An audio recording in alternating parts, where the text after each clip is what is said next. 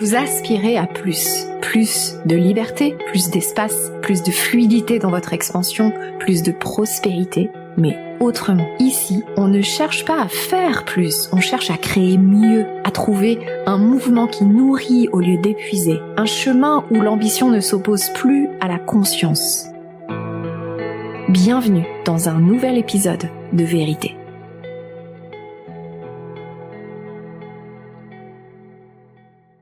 Alors aujourd'hui, j'ai le plaisir de retrouver une femme que j'ai connue lors de mes années en Suisse. La dernière fois que nous nous sommes vus, c'était en 2016, au bord du lac Léman, avec nos 2 poussettes. À cette époque, Sophie Haldeman était déjà reconnue dans le milieu de l'entrepreneuriat féminin, notamment à travers son association LIF, l'entrepreneuriat au féminin, fondée pour faire entendre d'autres voix, d'autres récits, d'autres façons de réussir. Depuis, elle a traversé de nombreuses métamorphoses. Et c'est avec beaucoup de joie et une profonde reconnaissance pour son chemin que je la retrouve aujourd'hui au micro de Vérité. Sophie est une entrepreneure engagée, fondatrice de Au Petit Soleil et de OPS Family, la première franchise sociale de crèche en Suisse. Elle y crée des espaces d'accueil bienveillants et inclusifs pour les tout-petits, tout en accompagnant d'autres porteurs de projets dans la petite enfance. Elle développe aussi une activité de consulting, de coaching pour soutenir les entrepreneurs dans la création de projets alignés, durables et porteurs de sens. Après une première carrière dans l'univers du luxe, chez Nespresso, Louis Vuitton ou Cartier, elle choisit de quitter ce monde exigeant pour remettre l'essentiel au cœur de sa vie. Authenticité, alignement, contribution. Elle incarne un leadership éclairé, nourri de pleine conscience, de féminin sacré et d'un profond amour pour l'humain. Aujourd'hui, elle nous partage avec sincérité les défis invisibles, les bascules intérieures, les attaques subtiles, mais aussi la foi, la lumière et la puissance qu'elle a retrouvées. Bienvenue dans Vérité, ma chère Sophie. Merci Ombline, quelle magnifique introduction. Merci aussi d'avoir organisé ce moment d'échange en toute intimité ce matin. Juste avant de commencer, tu sais, dans Vérité, j'aime que mes invités décrivent l'environnement dans lequel ils se trouvent pour qu'on puisse imaginer quand on n'a pas la vidéo. Alors là, je suis chez moi. J'ai décidé de tourner ce podcast comme on était dans un côté comme à la maison, intimiste. Donc, je me sens, voilà, c'est là où je me sens le plus alignée. C'est mon refuge de tous les jours. Donc, je me suis dit que j'allais vous inviter avec moi à la maison. Donc, tu es au bord du lac ? Alors là, je suis près du lac, exactement. J'ai une magnifique vue sur le lac depuis la maison. C'est assez agréable avec le soleil ce matin. Donc, ouais, chez moi. Magnifique. Et ma chère Sophie, comment vas-tu vraiment aujourd'hui ? Écoute, aujourd'hui, ça va.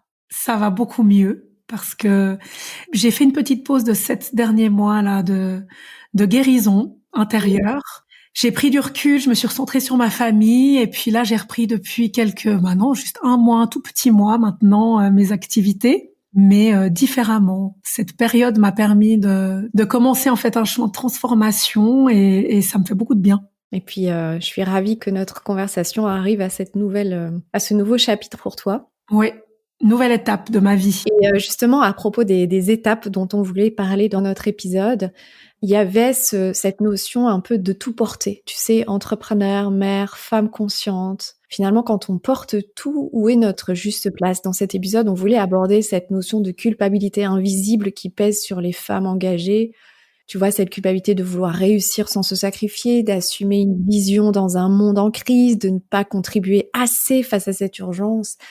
On s'est connus avec la maternité aussi, et entre ton rôle de mère, de femme consciente, d'entrepreneur, tu portes beaucoup.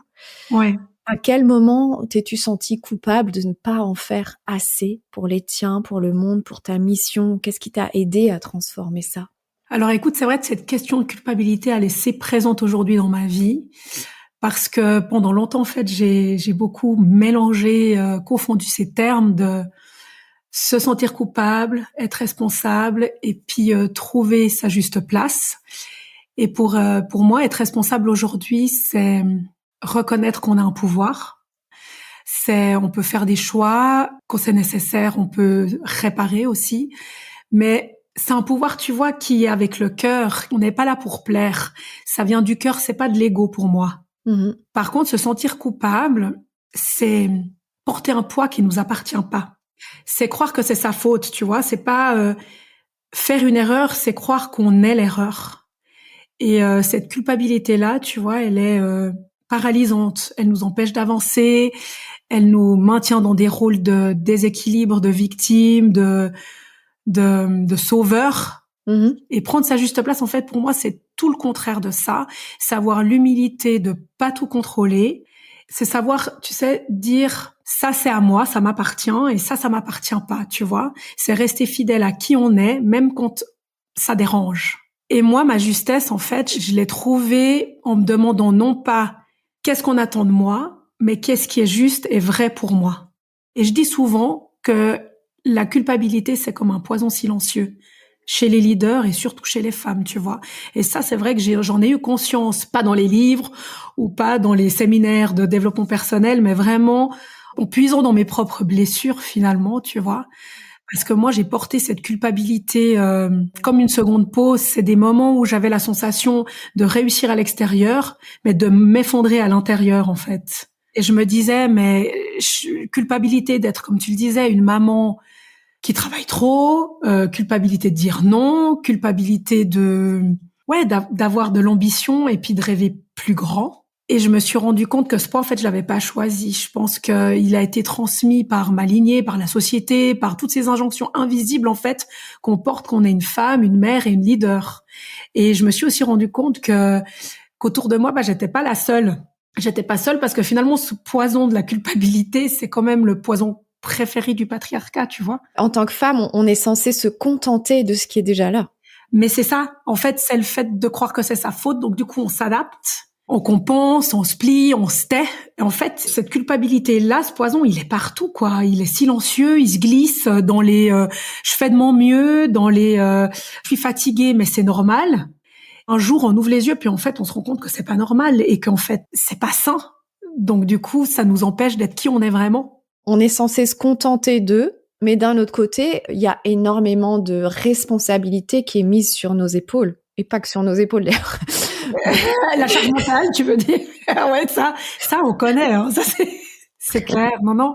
C'est ça. Et je pense que de le réaliser, puis d'en prendre conscience, déjà, ça permet déjà d'être plus là-dedans, puis de casser ce schéma, en fait. Dans le podcast, c'est vrai que j'invite beaucoup de femmes leaders conscientes. Il y a aussi ce poids de la conscience. Comme si, oui, en tant que femme, on a ce don de donner la vie. En fait, c'est comme si dans notre utérus, on portait aussi une conscience du monde.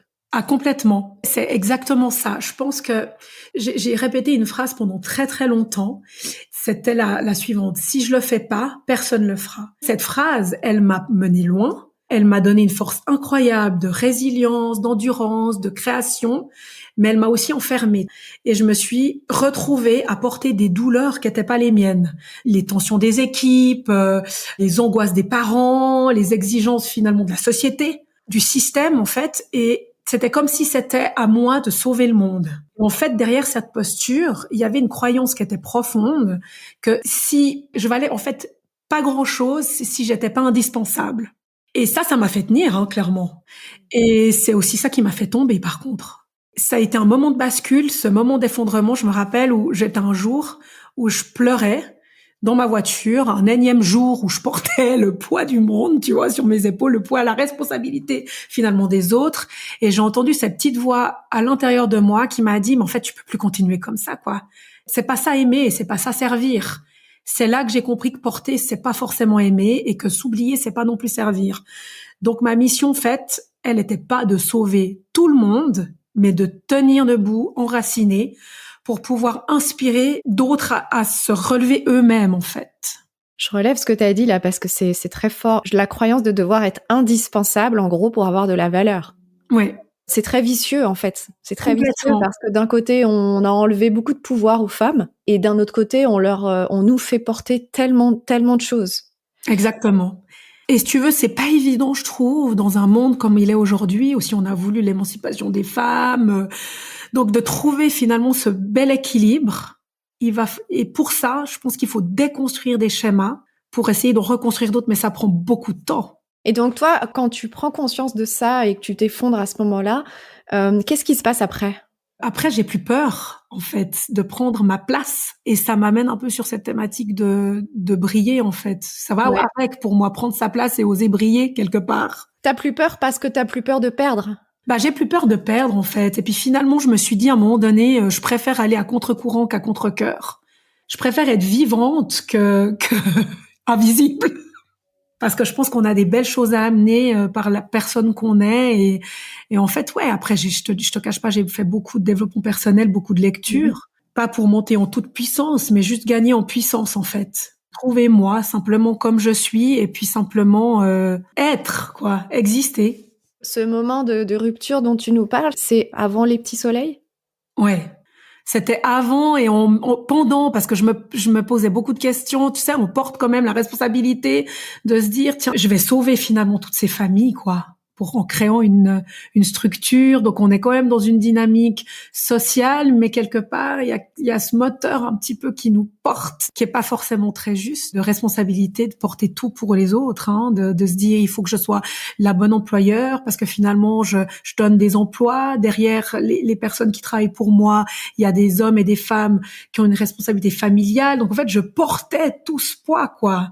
Et à un moment donné, c'est juste de se dire, mais finalement, il y a des choses qui m'appartiennent et il y a des choses qui m'appartiennent pas, quoi. Sinon, ça immobilise. On est de nouveau dans cette culpabilité qui est pas bonne, quoi, qui est paralysante. Donc, du coup, j'ai dépassé cette peur-là. Et j'invite vraiment tout le monde à essayer de comprendre ces notions-là, parce que c'est tellement libérateur, finalement. Ouais, et justement, quel serait l'opposé de la culpabilité? Quand tu libères la culpabilité, qu'est-ce que tu mets à la place? La liberté. T'es libre. T'es libre d'incarner ta mission à toi, tu vois. T'es libre. Bah, bien sûr, on vit dans une société où t'es pas totalement libre, hein, ce que je veux Ouais, dire. ouais. Mais t'es libre d'incarner ta mission, en fait, pleinement, sans avoir ce poids. Et ça, c'est, comme je disais, tellement libérateur. Bah, il y a vraiment cette notion de liberté qui va avec, quoi. Et ça fait du bien. Finalement, ce chemin de croissance et d'expansion vient toujours buter à une nouvelle limite, à des nouvelles contraintes, et donc à un besoin de transcender quelque chose. Tout à fait. Entre le moment où tu vis ça, ce breakdown, cette prise de conscience du poids de la culpabilité, que tu décides de choisir ton cœur, de retrouver un alignement et que, en fait, que tu développes tes entreprises aussi de cette façon-là. Tu vois, entre ce moment-là et aujourd'hui, qu'est-ce qui s'est passé pour toi? Écoute, je me suis confrontée aux limites de ce que je te disais, d'oser briller, tu vois, de pouvoir dépasser la peur du rejet, la peur d'être jalousée, la peur d'être seule aussi. Surtout Mmh. quand on est femme, leader, entrepreneur, on se sent seule. Tu vois, la solitude de l'entrepreneur, on en parle beaucoup. Je vais partager peut-être une anecdote que j'ai vécue. En fait, un jour, j'avais été invitée à prendre la parole dans un regroupement d'entrepreneurs, quoi, tu vois, et c'était pour moi une belle visibilité, une belle reconnaissance. Donc, sur le papier, tout positif, tu vois. Et juste avant de monter sur scène, enfin de me présenter devant les gens, je me suis vraiment effondrée. Et en fait, c'était pas un stress et l'effondrement classique, tu vois, c'était pas le stress classique, c'était plus profond que ça, je pense. C'était un mélange de honte, d'imposture, en fait. Et il y avait une partie de moi qui me disait, mais j'ai pas le droit d'être là. J'ai compris, en fait, que c'était pas la lumière, en fait, qui me renvoyait ça. C'était la résonance, en fait, que ça réveillait en moi, parce que ça faisait appel à des blessures de l'enfance, justement. Cette peur du rejet, cette peur d'être jugée, c'était surtout ça, ouais. Et ben, en fait, finalement, alors après ce qui s'est passé, ben, dans ce moment, j'ai brillé, quoi. Et après, j'ai aussi pleuré dans les toilettes juste après. C'était tellement intense. Parce que je pense que j'avais pas encore intégré que ma lumière, en fait, elle volait rien à personne. J'ai compris que finalement, ma lumière, elle pouvait éclairer d'autres qui n'arrivaient pas encore. Et oui, bah, il y a ce fameux dicton qui dit de faire de l'ombre aux autres. Ça fait partie du poids de culpabilité qu'on a en tant que femme aussi. Mais en fait, je pense qu'il faut déconstruire cette idée de la perfection aussi. Je pense que c'est souvent une construction de l'ego, comme une protection, mais derrière, il n'y a pas de lien, en fait, il n'y a pas de vérité.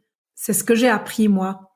Ouais, et puis finalement, est-ce que quand on s'empêche de briller, c'est pas à ce moment-là qu'on enlèverait quelque chose aux autres? Ah, mais complètement, je pense aussi. Je pense Mm. tout à fait. Et je pense finalement, tu sais quoi, les gens, ils sont pas touchés par des réussites parfaites. Je pense Mm. vraiment notre capacité à avoir des doutes, avoir des peurs. Je pense que c'est ça qui inspire. Complètement. Et toujours être debout, quoi, malgré l'adversité. les feedbacks que j'ai sur Vérité, c'est ça. C'est rassurant aussi de savoir que tous ceux qui réussissent sont aussi tombés, ont leur vulnérabilité, ont leur sensibilité, et je pense que c'est important de le montrer. Complètement, ouais. Tu m'avais dit que tu avais l'impression de porter la charge masculine, féminine et spirituelle. Qu'est-ce qui t'a permis de ne plus confondre entre la responsabilité et la toute-puissance? La responsabilité et la toute-puissance. Je pense, tu sais quoi, il y a quand même un lien avec l'argent. Parce que je pense que chez beaucoup de femmes, il y a quand même une croyance profonde que l'argent, c'est le pouvoir. Et donc, le pouvoir, c'est la domination. Et donc, avoir de l'argent, c'est devenir celle qui abuse, en fait. Je venais de dire oui à un projet qui me mettait mal à l'aise, tu vois. J'avais tous les signaux physiques rouges au rouge. Stress, tension, insomnie, rien. Mais j'avais dit oui, en fait. Et j'avais dit oui par peur de perdre déjà tout ce que j'avais créé, par peur de pas réussir à payer toutes les charges, par peur de manquer, en fait. J'ai eu, pas ce jour-là, mais à un moment donné après, j'ai quand même eu un moment d'honnêteté avec moi-même et je me suis dit, mais franchement, tu crois que t'es libre, mais en fait, t'obéis, en fait. T'obéis à l'argent et t'appelles ça de la responsabilité. Et là, c'était le drame. Je me suis vraiment décomposée. J'ai réalisé que j'avais quitté la prison, en fait, du salariat pour retrouver une autre prison. Celle de la survie habillée en mission. Mais même notre mission de contribution peut devenir une prison. Ouais. Exactement. Et tu vois, quand on est engagé, qu'on veut bien faire, qu'on croit qu'on est aligné, en dessous de ça, c'est la peur qui dirige. Et puis si c'est la peur qui redirige, en fait, c'est de la fuite. Une fois que j'avais compris ça, j'obéis à qui et à quoi? À ma foi, à l'argent, à Dieu, à une validation extérieure. Tu sais quoi, souvent je me repose cette question. Et ça m'aide à rester ancré, aligné dans ce que je suis, dans ce qui est vrai. Tu veux dire, tu te reposes la question de à qui j'obéis? Ouais, exactement. Ouais. C'est tellement important, effectivement. C'est tellement important. Et donc, quand tu as répondu à mon invitation, à qui t'as obéi? Là, j'ai obéi à moi-même et à ce que j'avais finalement envie, tu vois. J'avais envie de partager ma vérité. Magnifique. C'est aussi une sorte de guérison, de libérer la parole. Complètement. Je reviens sur ce que tu disais par rapport au pouvoir, par rapport à l'argent, parce que c'est aussi ce qui détruit le monde et qui sabote beaucoup le leadership conscient ou le leadership féminin. Cette notion de pouvoir et d'argent qu'on met beaucoup du côté yang ou masculin, et ce paradigme profond, cette notion de pouvoir yang est toujours dans l'épuisement du yin et donc du vivant. Mais oui. Pour moi, c'est un des saboteurs, un des freins majeurs qui empêchent les femmes de briller et de réussir. Parce qu'au fond, on a toujours cette peur que d'aller dans notre leadership, d'aller dans notre expansion, d'aller aussi dans notre pouvoir, dans notre puissance, ça sera au détriment de notre yin, de notre féminin et du vivant en nous, et donc aussi à l'extérieur. Comment ça résonne pour toi, ça? Pour moi, l'argent, c'est un test spirituel, carrément. Parce que l'argent révèle, tu vois, il met la lumière là où t'en es dans ta relation au pouvoir, à la valeur, à la peur, à la foi. Et tu sais quoi, j'ai vu des gens vraiment très bienveillants, très conscients, qui sont devenus finalement tout d'un coup durs et malhonnêtes quand l'argent rentrait dans la pièce, tu vois, quelque part. J'ai vu des projets magnifiques s'effondrer à cause d'un rapport malsain à l'argent, soit par sacrifice, soit par inconscience, pour plein de raisons. Et moi-même, j'ai traversé plusieurs archétypes liés à l'argent. Tu vois, le martyr, je faisais vraiment tout pour pas facturer au départ, parce que je me sentais pas du tout légitime. Tu vois, de demander de l'argent. J'étais aussi dans le contrôle, parce que quand j'ai commencé à en gagner, c'était l'histoire de la peur de perdre, donc il y a eu plein de choses. Et en fait, je trouve que vraiment l'argent, ça révèle. Il faut qu'il soit simplement posé au bon endroit. Parce que finalement, ça fait partie de la guerre spirituelle.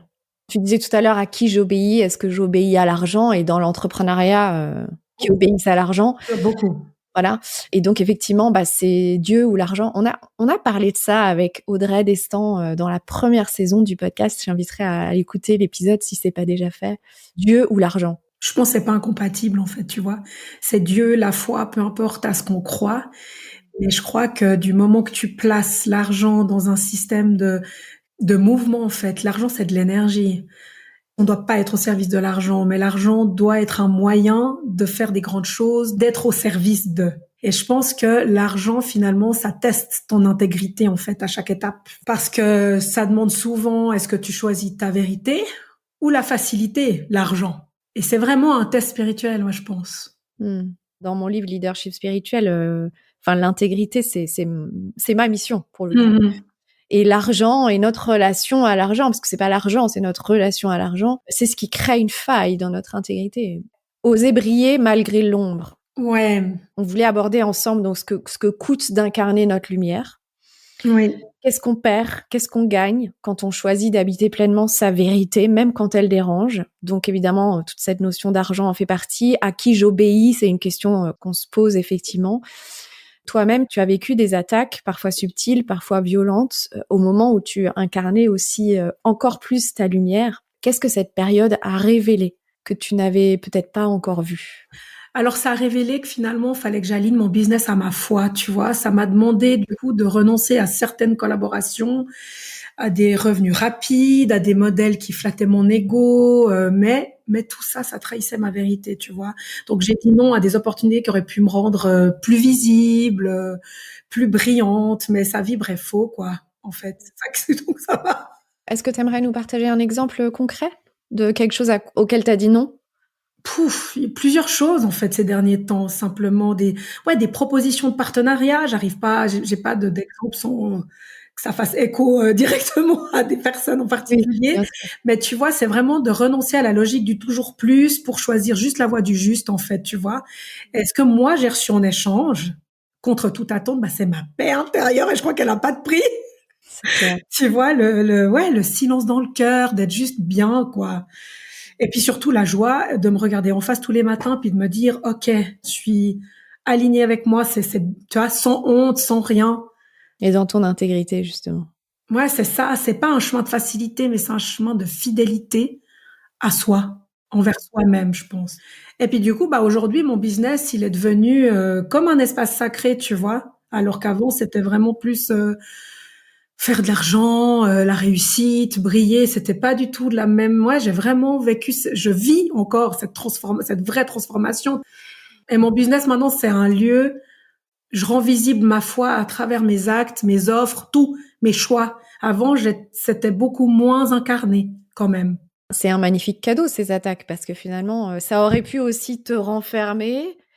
Tu aurais pu rester dans ta grotte, repartir dans une grotte et rester enfermé en Oui, disant c'est bon, vrai. bah, j'arrête tout. C'est vrai, j'aurais pu complètement, mais je pense que ça, c'est une résilience que j'ai. Je pense déjà de l'histoire familiale. C'est en moi, c'est dans mes racines, tu vois, je pense. Et c'est vrai, plusieurs personnes me disent, dont ma thérapeute me dit souvent, mais après 7 mois, vous auriez pu rester encore surmédicamenté, au fond du lit. Et non, en fait, j'ai cette force, je sais même pas d'où elle vient. J'essaye encore de la comprendre, tu vois, mais cette force qui me porte et qui me dit, mais sois un exemple, tu sais, ce qui a été très difficile. Donc, j'ai quand même vécu des mois d'ombre, quoi. Mais après, c'est ce que je te disais, c'est d'accepter son ombre pour pouvoir être dans la lumière, en fait. Faut accepter ces deux parts. Mais ça, j'ai dû l'accepter. C'était vraiment pas facile. Je crois que là, moi, j'ai connu la nuit noire de l'âme, au plus profond de mon être. Mais ça a été un passage nécessaire. Et puis après, c'est ce qu'on en fait surtout.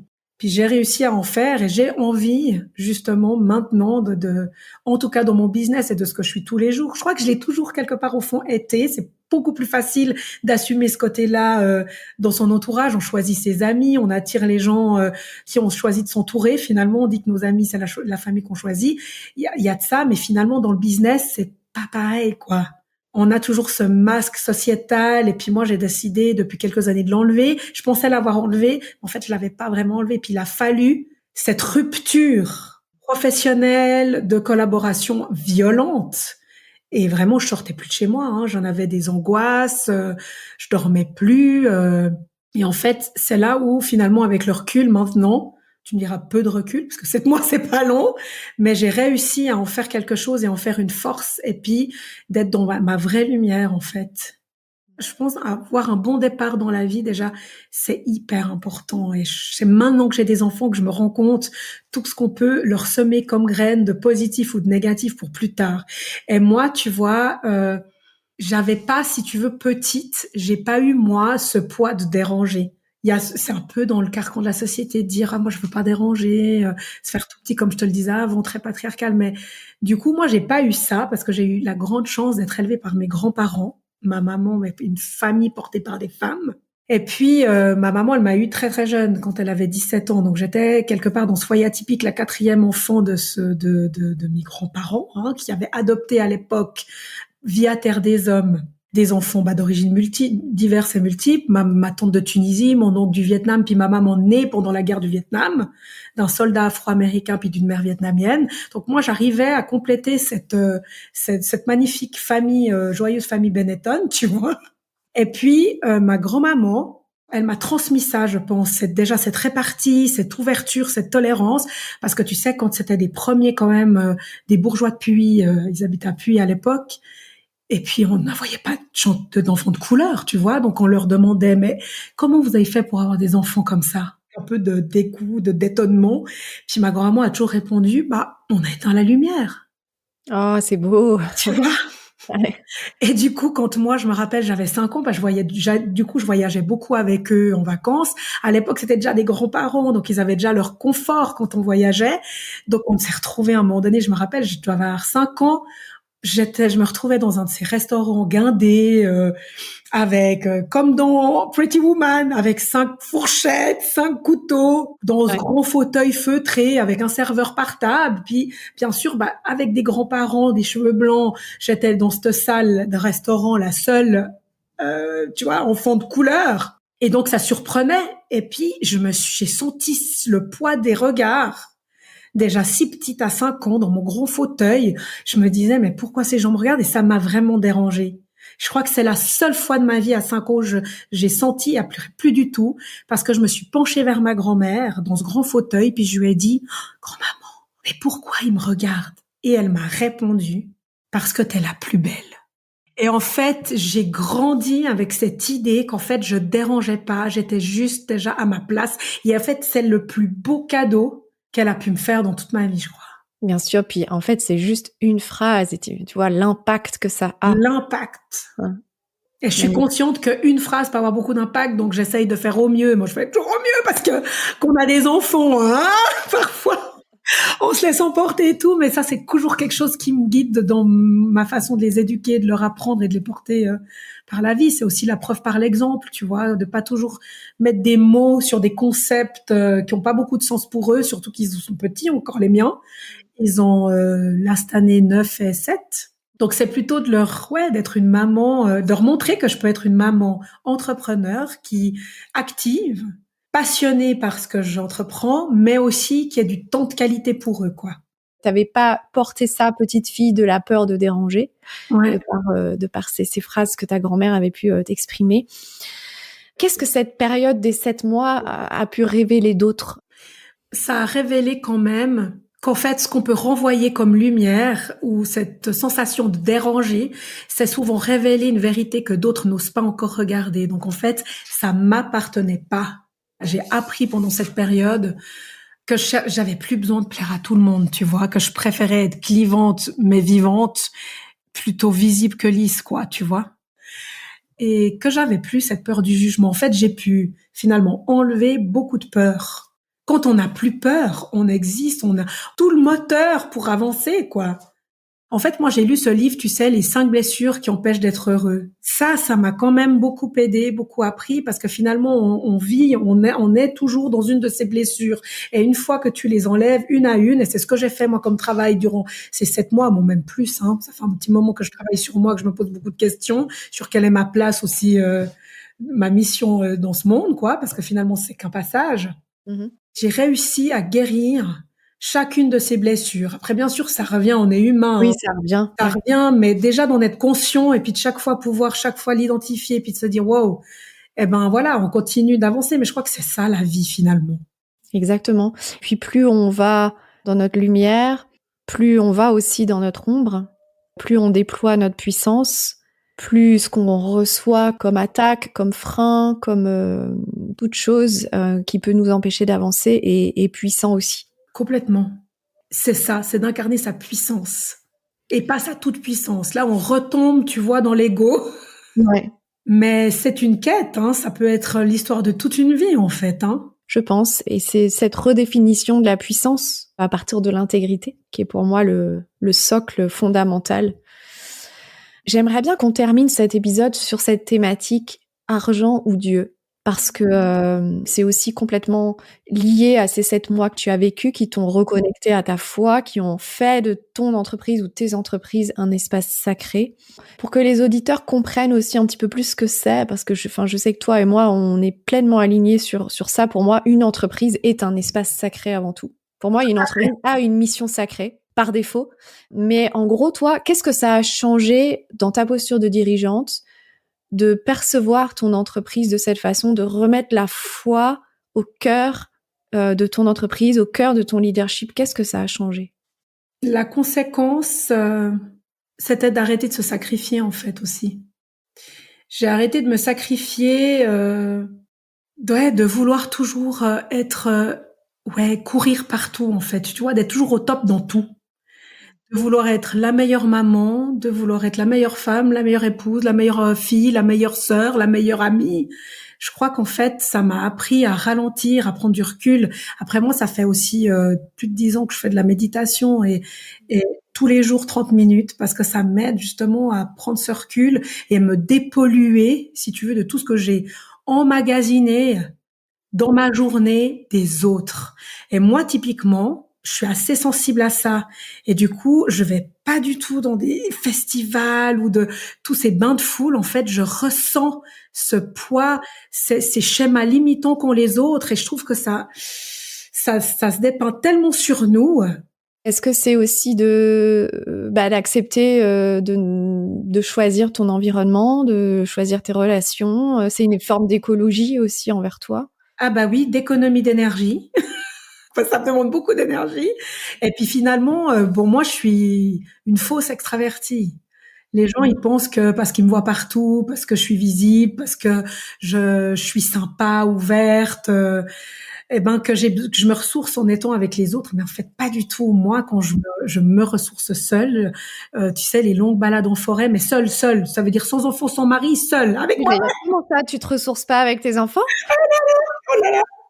C'est un autre type de ressource, on va dire. Ça maintient jeune, mais c'est fatigant. Donc du coup, tu vois, moi j'ai besoin de me reconnecter à la nature. J'ai remarqué ça en fait. Et du coup, ouais, je suis une fausse extravertie. C'est vrai, j'ai ces moments de solitude et ça me fait du bien, vraiment. Et ça, je trouve hyper difficile quand on est consciente de continuer d'avancer dans ce jeu de l'ego, parce que finalement, c'est là où ça devient dangereux, parce qu'on se dit, mais moi, je suis tellement pas là-dedans. Et c'est ce que je pense que j'ai vécu, en fait. Cette rupture, c'est que j'étais quelque part un peu naïve, quoi. Me dire que les gens, en fait, ils avaient compris qu'ils étaient autant conscients que moi, et en fait, il faut se rendre compte que non. Que non. Et du coup, quand on comprend tout ça, et c'est ce que j'ai compris, comme tu dis, on choisit ses relations, et puis après, on se coupe pas forcément du monde, hein, parce qu'on est dans ce monde, on doit évoluer dans ce monde, dans ces règles du jeu qui sont pas forcément les nôtres. Mais du coup, comme on les comprend, on arrive à jouer le jeu. Et ça, j'arrive maintenant. Et est-ce que finalement, ce que tu as dû accepter, c'est pas forcément par rapport aux autres, mais c'est que toi, tu as une conscience différente? Alors ça, oui. Parce qu'en fait, finalement, depuis petite, on s'adapte, on cherche à s'intégrer, jusqu'effectivement à un moment où on se dit, mais finalement, il y a quelque chose de différent et c'est pas une supériorité, c'est juste une conscience de voir les dissonances. Oui, et c'est d'accepter sa différence et c'est de se dire que d'être différent, c'est OK et que si ça dérange, c'est pas grave, en fait. Ça, faut être sacrément aligné et ancré pour pouvoir, tu vois, l'incarner pleinement, hein, parce que moi, ça a été vraiment dur. Après, on est dans cette société, donc on grandit avec tous ces concepts, tu vois, tout dans ce système-là qui dysfonctionne finalement. Puis après, quand on comprend comment ça peut fonctionner différemment, il faut déjà revenir à soi pour ensuite revenir aux autres. On continue d'être connecté aux autres, mais d'une manière totalement différente, en ne se trahissant pas soi-même. Avec tout ce que tu as intégré comme apprentissage ces 7 derniers mois et puis ces dernières années, évidemment, comment tu te décrirais comme leader aujourd'hui? Alors moi, je me décris comme leader par un acrostiche forte. Faire émerger le sens, ouvrir le champ des possibles, révéler ma posture, transformer ma vision en action, engager un projet durable et aligné. Ça, c'est vraiment aujourd'hui ce que j'en ressors en fait. Magnifique. Merci beaucoup, Sophie. Est-ce qu'il y aurait besoin d'ajouter autre chose à cette conversation pour qu'elle soit complète ? Écoute, non. Tout ce que je peux dire, c'est que si ma voix peut ouvrir la voie à d'autres pour prendre la parole et être en pleine conscience, ben, ça sera réussi, quoi. Bien sûr, et ça sera certainement le cas. Évidemment, j'invite nos auditeurs à regarder la description de cet épisode pour retrouver les liens connectés avec toi. Et puis pour terminer, j'aimerais savoir, Sophie, avec quoi toi tu repars de cet épisode ? Je repars avec beaucoup de paix et de sérénité. J'étais un échange, ça m'a fait du bien. C'est finalement plus facile que ce que je pensais. Bah oui. Ça m'a fait trembler un peu, mais finalement, ça en valait la peine. Du coup, je te remercie beaucoup pour cet espace de parole et puis cet échange bienveillant. Et puis surtout, ce format qui ouvre les consciences. Une intention pour moi aussi, en vérité, c'est d'amener du soutien aux leaders conscients. Eh ben, c'est réussi, hein. Merci Sophie, j'espère te voir bientôt. Merci d'avoir écouté cet épisode avec Sophie.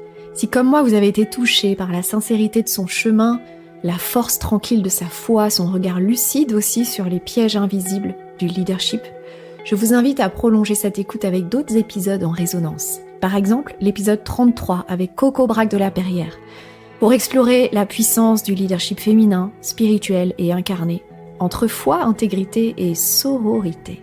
Ainsi que l'épisode 35 avec Vanessa Atté, avec laquelle on parle d'entrepreneuriat comme une voie initiatique entre burn-out, réveil intérieur et prospérité authentique. Et si vous sentez que vous êtes vous aussi à un carrefour, que votre expansion vous appelle mais que vous refusez de vous perdre en chemin, alors contactez-moi ou alors découvrez le parcours libre qui est là aussi pour vous. Un accompagnement pour celles qui veulent réussir sans se trahir, structurer sans se sacrifier et tenir leur envergure dans l'intégrité. Je vous retrouve pour un prochain épisode solo dans lequel je vous parlerai de cette posture sacrificielle que tant de femmes leaders portent inconsciemment. Et si tu n'avais plus à porter pour mériter ? Ou comment libérer les injonctions invisibles, structurer son expansion autrement et retrouver une puissance qui soutient au lieu de vider ? À très vite dans Vérité.